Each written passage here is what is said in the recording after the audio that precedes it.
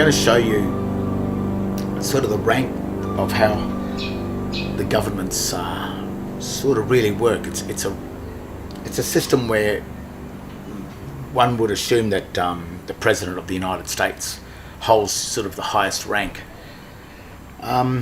because he's got the biggest military or whatever. But that's not quite so. There's ranks higher than him that he must obey, so to speak. And if he doesn't obey those ranks, well, then he could destroy the whole system. But I'm going to try and explain, or show you, give you a schematic or a diagram of just where these ranks, or how this rank works, and where you as a man, or as a Christian, or as a pagan, sits in this rank. And but just before we do that, the English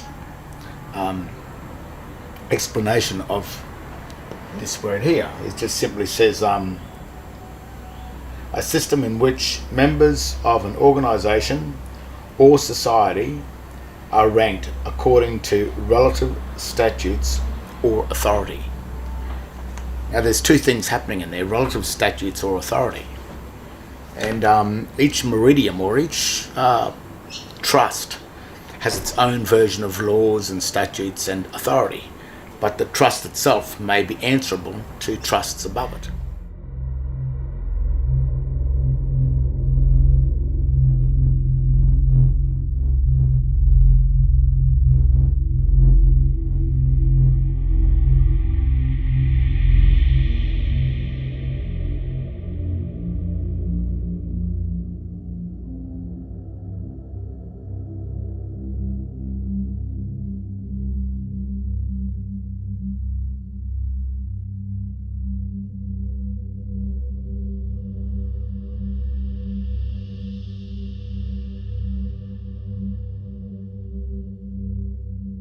And that's the other thing, where some government workers and some police officers and what have you, even some lawyers, are not quite understanding this,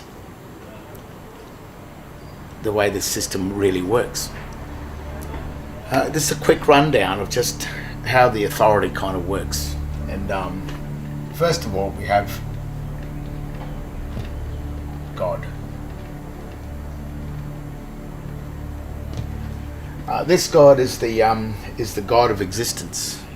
This God is the one that created all the things that we can see, the world, and that God is the one that we don't really understand. We'll never really comprehend how this whole thing exists or is made, and we don't really have any ability to question that either, because even in trust law, as the hierarchy goes down, this type of system, the lower ranking officers are subordinate to the higher ranking officers. So we'll just see this. Now, even in the Bible it says never put God to the test, because of the type of system that we're dealing with. It's a trust law system. The next thing is man.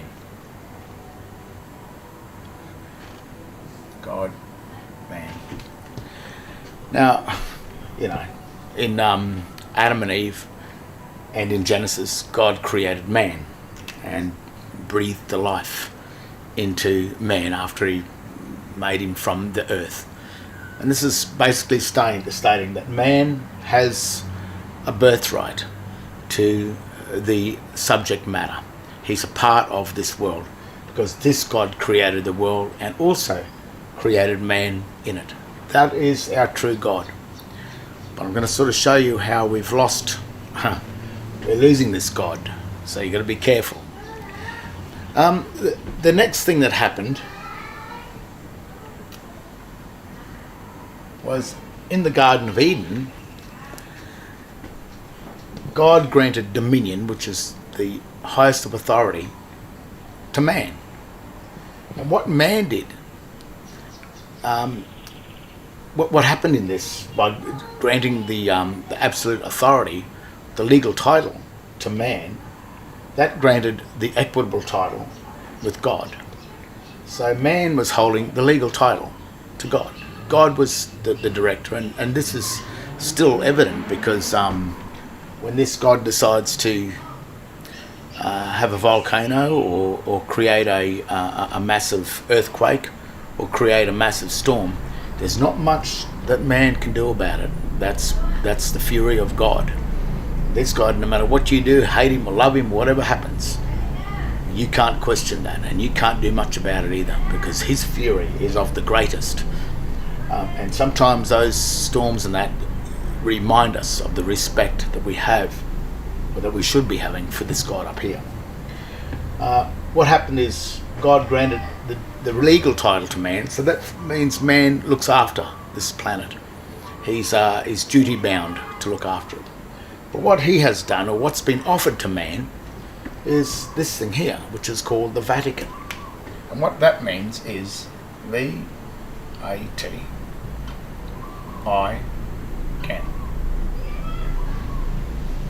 Vatican, which means that I can, which means holder I can. And that's the third rank down now. This is the beast of burden. And he's offered this up to man, and what he said is, you give me the legal title, and I will give you the equitable title, and I will then serve all the debts, settle all the debts of the meridian of the Garden of Eden, which is the earth. So then he controls the, he's the debtor, becomes the debtor of man. But man created this. God didn't create it, man did. So the God of the Vatican is man. That's Adam.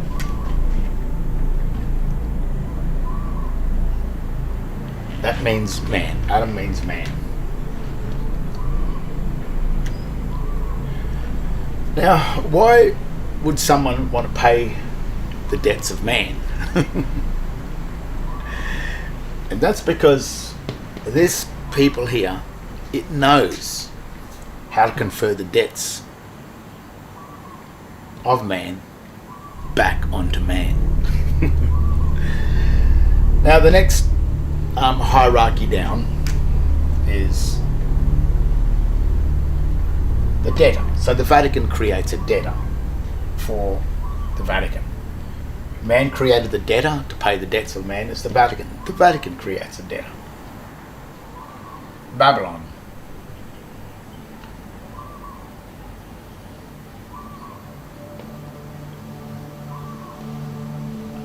Which means baby for long time. That's what Babylon is. Baby and long, L-O-N. In Latin, it's just child, and lon, L-O-N, means for a long time. And that's probably what the surnames and the infant surname, an infant, so that when you're born, you're birthed into this state of Babylon here, which is really also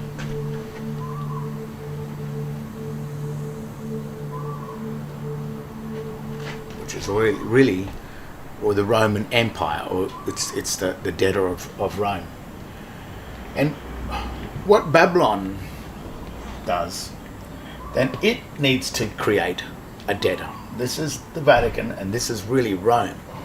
Babylon is Babel, the old Babylonian text and everything. It's in the Bible. It's Babylon's been recognized. It exists, and it exists today. The United States, the Pentagon, that's Babylon. I'll even show you why with the Babylonian text as well. And what Babylon has done is it created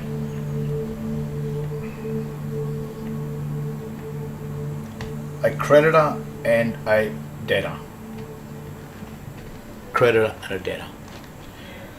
And this is what they talk about in the Garden of Eden, the tree of life and the tree of knowledge.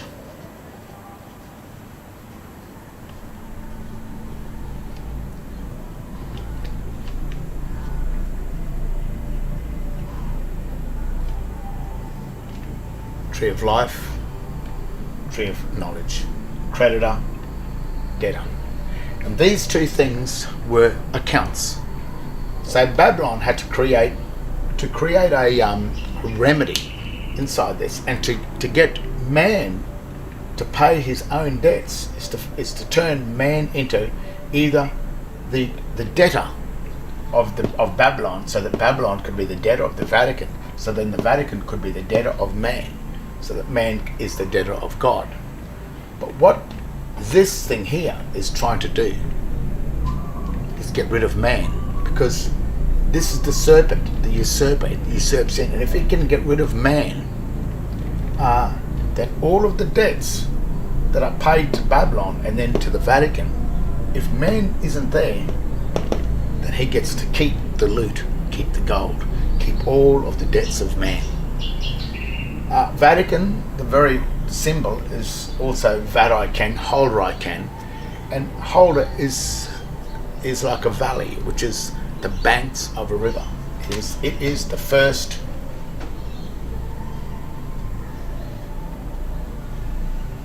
the bank. That is the bank. There, that is the director of the flow of current, the currency, in relation to a charge, when charges are forced against us. Now the trick down here to create the creditor and the debtor, these two accounts are called the Christian and the pagan. Christian and pagan account. So how does it get you to hold the pagan account, which really means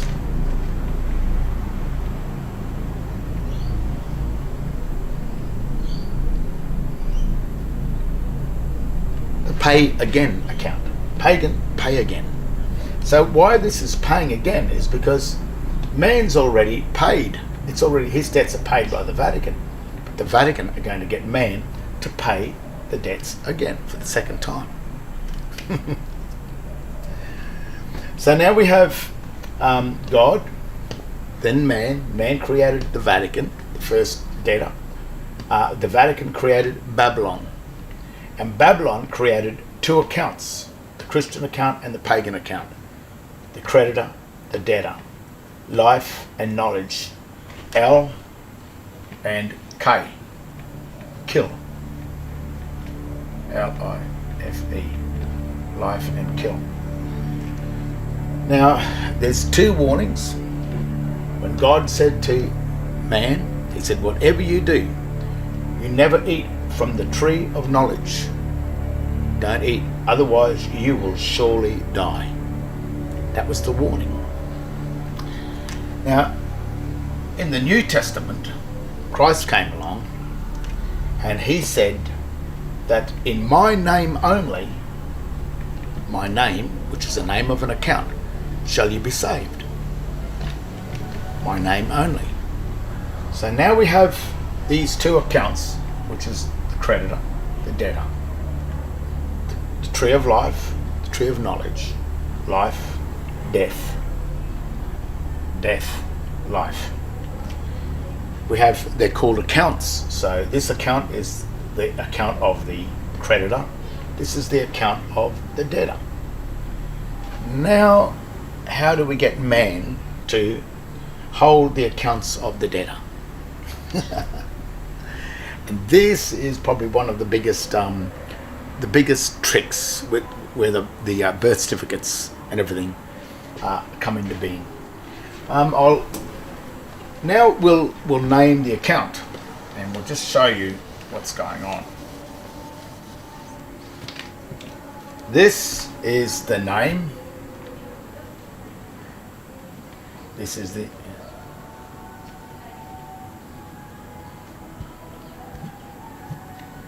name and surname. Have you noticed that's on your birth certificate? And then when you look at your birth certificate, let's talk about John Paul Smith. John Paul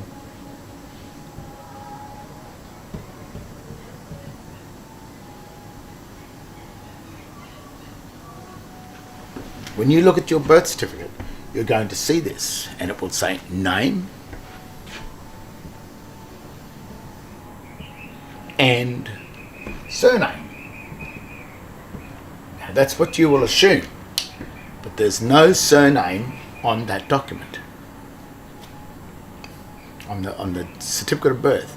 But there is a name, John Paul, as your Christian name or given name, and then it says surname, and then that's where the Smith will be, the surname. That's made you sort of assume that that's your surname.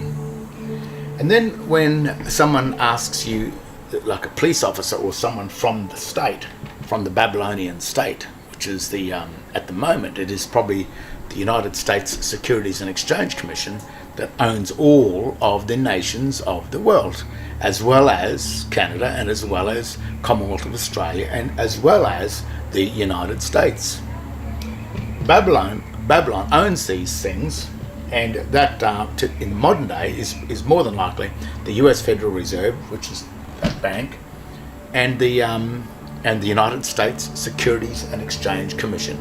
So if you go into Canada or Commonwealth of Australia or any of the corporations, the Commonwealth Bank of Australia, Microsoft, if you look at these companies, Kentucky Fried Chicken, McDonald's, they are all registered to the United States Securities and Exchange Commission.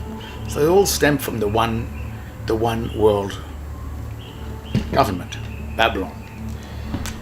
Now, when you look at your name, John Paul Smith, if you're illiterate and you don't know what's going on and you haven't been taught how to read the signs at school, and just remember what Christ said. He said, "In my name only shall you be saved." And then the other thing he stressed was, you must learn to read the sign. Because there's two things happening in this: English and sign. That is called a Babylonian, or it's actually called a Latin or ancient Latin symbolic text. This is a descriptive text. It's completely and utterly different. But if you're an illiterate pleb, actually is what they'll call you, this is what you will assume this name to be.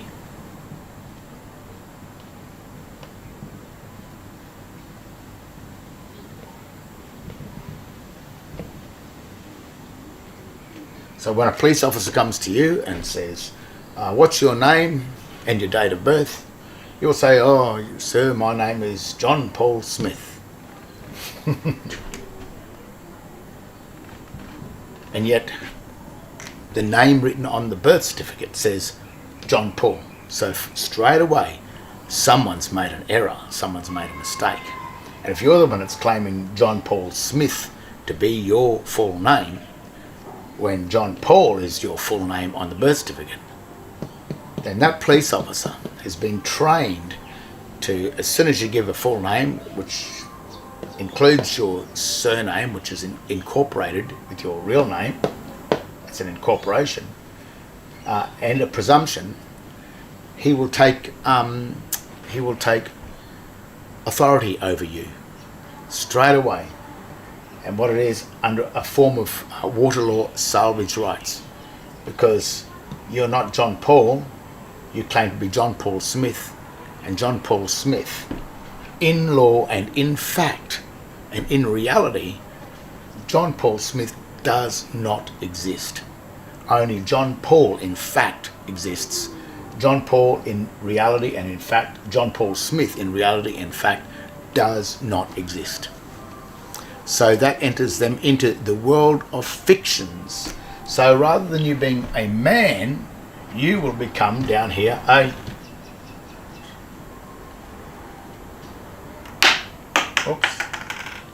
human. A human, which is the colour of man. Now, when you look at the dictionaries again, a human is a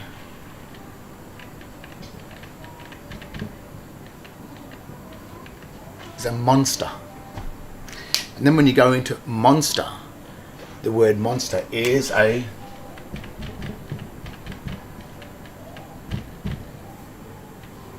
fiction.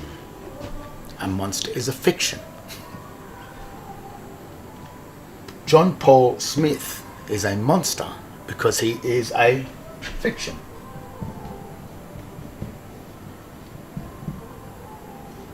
Also a human. And the other thing which is very strange about this is the minute you incorporate any two items together, any two things together that are incorporated in relation to the Vatican or the water law, it becomes a person.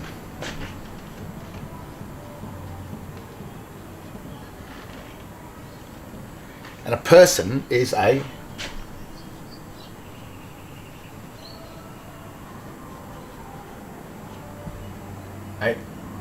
corporation, corp speaking, which means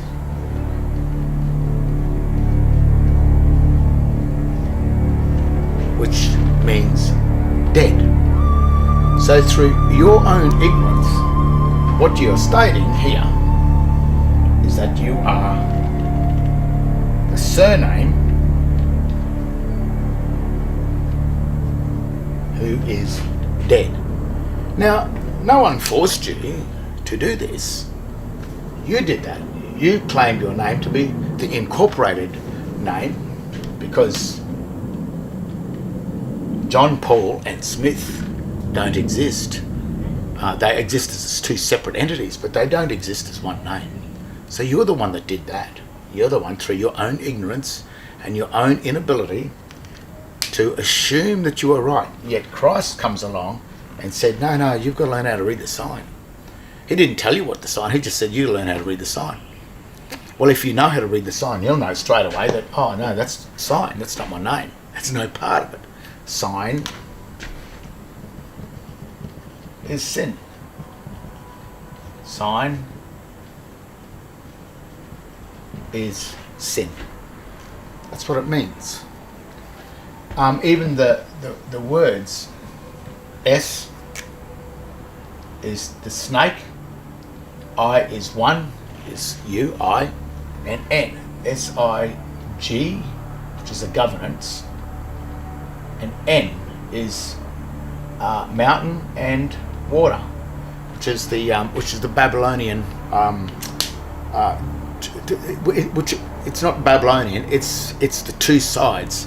It's the name and the surname. It is the creditor and the debtor. M is the mountain, and water is the sea. This is the mountain, which is land. This is the sea. But the N, when written, is the two combined. So in the symbolism, when it looks the symbol, this is the snake, which is Satan.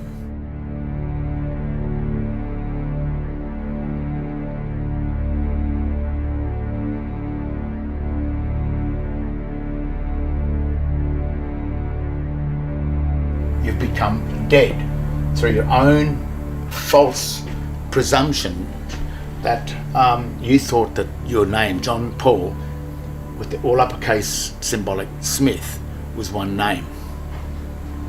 And the minute you incorporated and you assumed that, this is what you became: human, a fiction, a person, a corporation, dead, and of course a monster.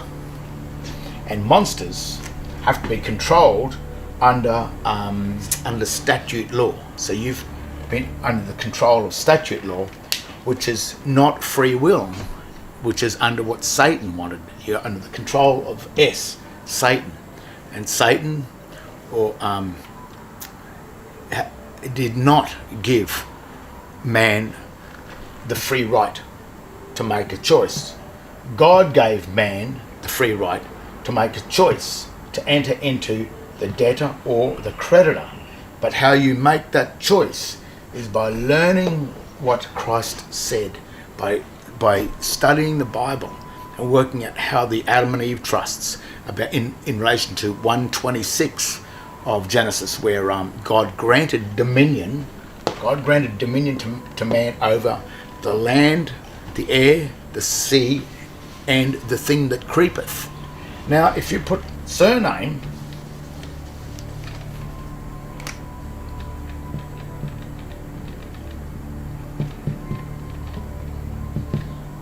into the Latin dictionary, surname means the thing that creepeth up from below. So what's happened is man has been given dominion over the surname, which is the person, which is the human, which is the fiction, which is the dead corporation. But if you hold any sort of document from the government, such as a driver license, a bank card, or a bank account, or even hold the legal title to your home, if you hold any one of those things, you're dead. You're in the tree of knowledge. You're a debtor.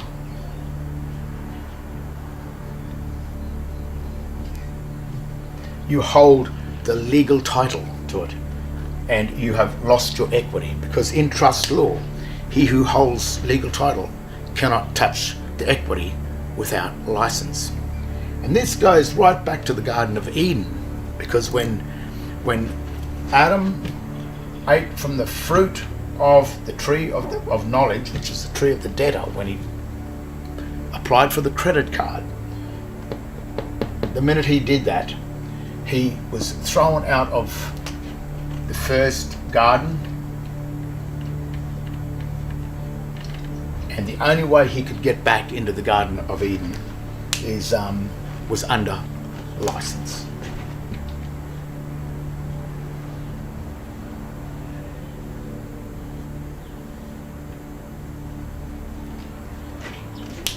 Now remember that maxim.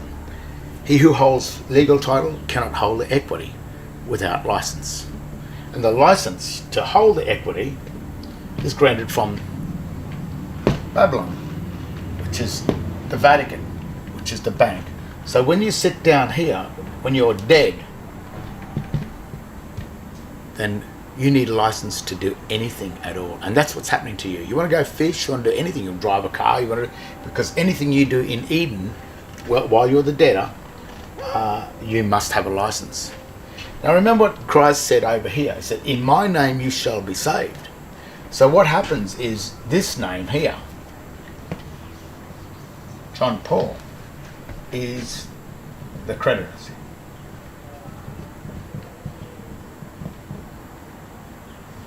The creditor. And because Christ said, in my name you shall be saved, means that you still are living. You are not dead. You are not a fiction. You are not human. You are not a person. You are not a corporation. You are a Christian. There it is there. You are not a pagan. You are simply a true Christian. The Christians that go into the church that you see on every Sunday, they are not Christians. They are pagans. They believe that they're Christian, and that's what this thing is doing. He's the usurper. He's the trickster. Satan is always the Lucifer, the illusionist, where he presents himself as God.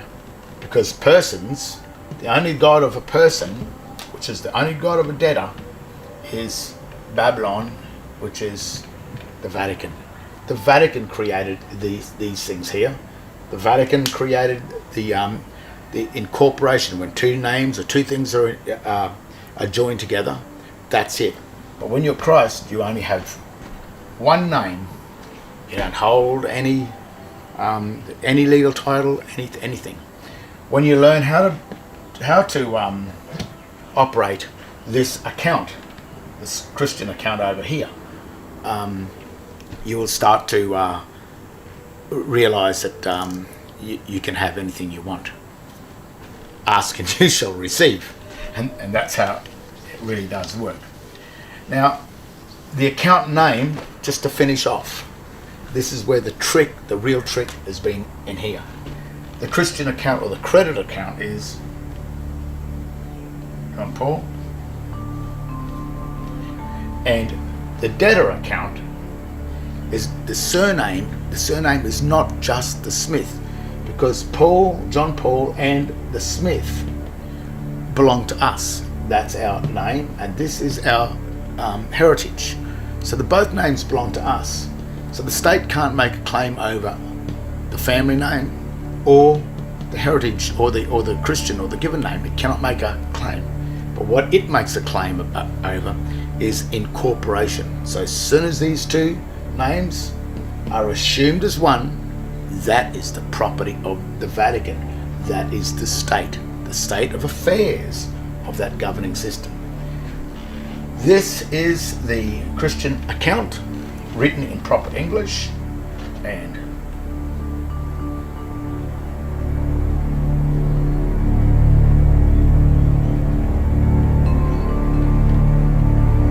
that is the debtor account, the pagan account.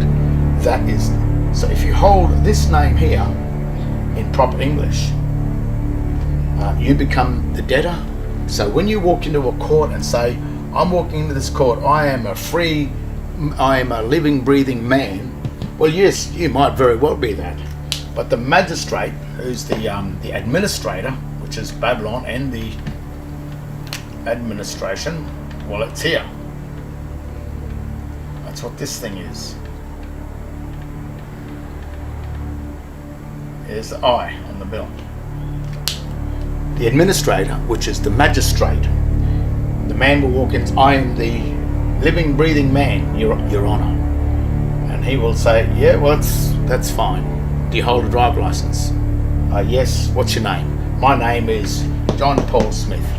Well, the magistrate is obligated to set up a salvage trust, salvation, for this, because this person down here, this man, has been lost at sea. He doesn't know who he is. He doesn't know his own name.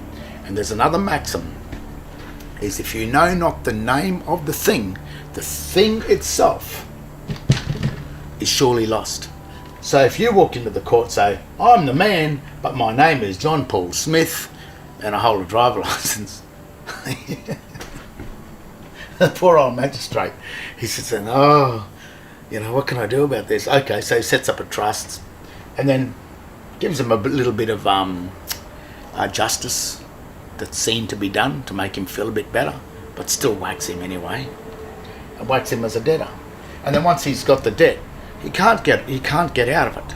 You've got to pay, because debtors pay the bills. And if you're one of these, the full-on debtor that's agreed to be John Paul Smith, because you read John Paul and the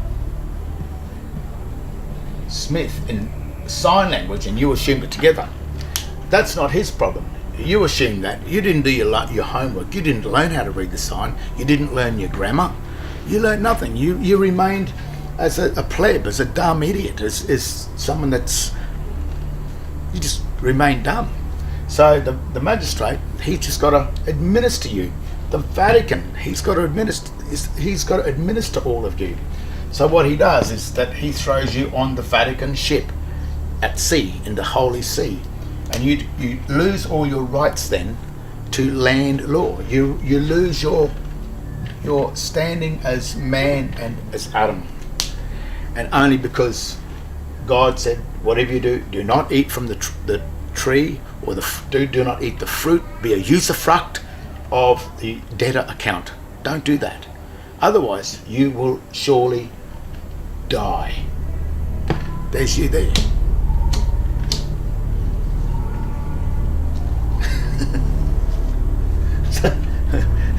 so that's how the system works. I know it's it's got nothing to do with law. It's all got to do with God and Christ, because they're the ones that taught you. They're the ones that, the Bible sits in the court for that reason. If anyone says that it's not spiritual, Of course it's spiritual, because when you walk into those law courts, or those courts, they're not courts, they're tribunals, they're chambers, and a chamber is a tomb.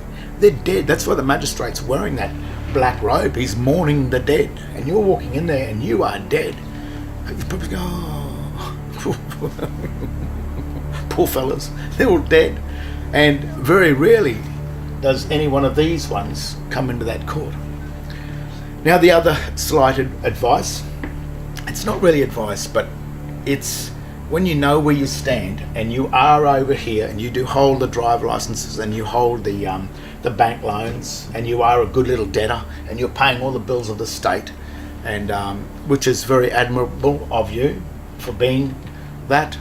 And I think sometimes the state will thank you if you're a hard worker. You will get a good life inside the state.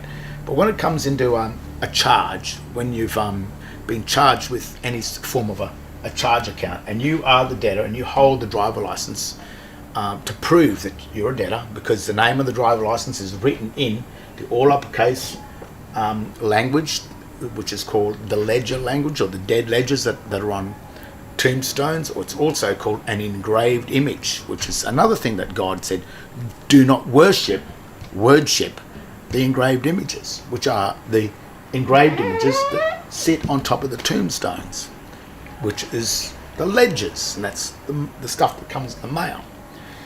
But in a court, if you are a debtor and you know that you're a debtor, then no matter if you're guilty, no matter if you're not guilty, if you've been charged, then my absolute advice to you is to plead guilty. Still state the case, but make the guilty plea. Because in the United States Libor Code, the enemy of the United States, which is the enemy of Babylon, the enemy of the administrator, is the belligerent officer. And the belligerent officer is the one that pleads not guilty. Because if you walk into a court, you're walking into the court saying, well, yes, I am the debtor and I'm not going to pay your debt. That's what you're saying. The other thing, what it does in a legal sense, the magistrates love it when you plead not guilty, because the minute you plead not guilty, you violate the military codes, which is the law of the sea, the Holy See, and you put yourself into a state of conflict. And once you're in a state of conflict in military law, the administrator has right to administer the conflict. So you're handing over all of the power over you to the state, because you have become the enemy of the state.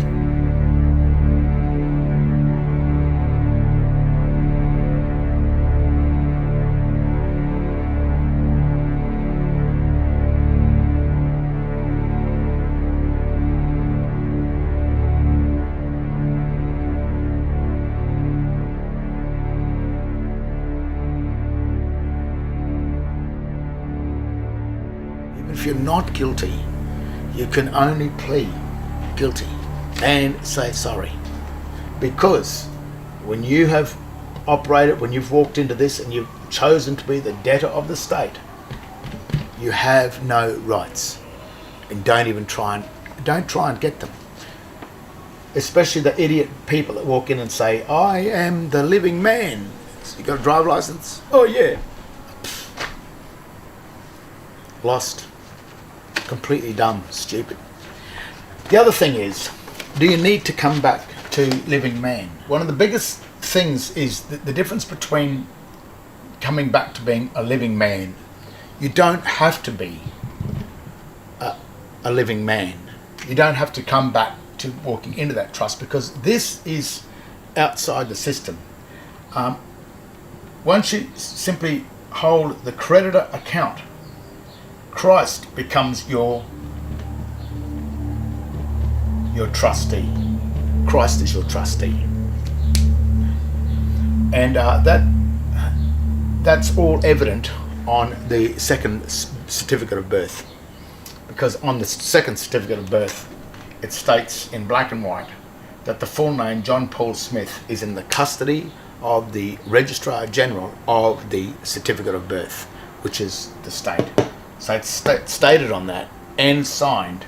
They've even told you that they own this, and the minute you hold that, then you become the trustee of the Registrar General. But if you don't hold this name and you simply hold this name here, then you become the director of the Registrar General. You don't have to come back to living man, because Christ has given you a remedy within the world of the dead, which is the dead corporations, which is from Christ on down to 2017 AD. From that time we live in the world of the dead, in the chambers of the water law. But inside that system, the Christian trust is the remedy within the world of the dead. The minute you walk into a church, above every church you will see that sign, and that sign means,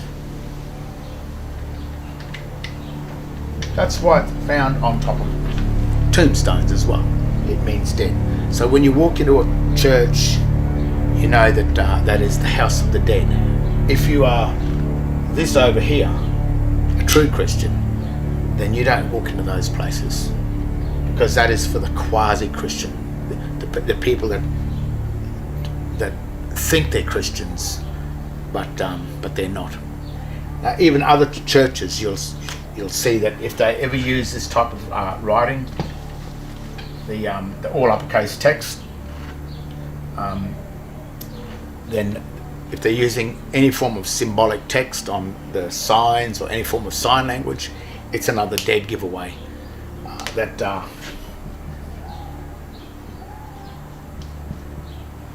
In this all uppercase text, they're telling you that that is sign, that is sin, that is the house of the dead, the cross.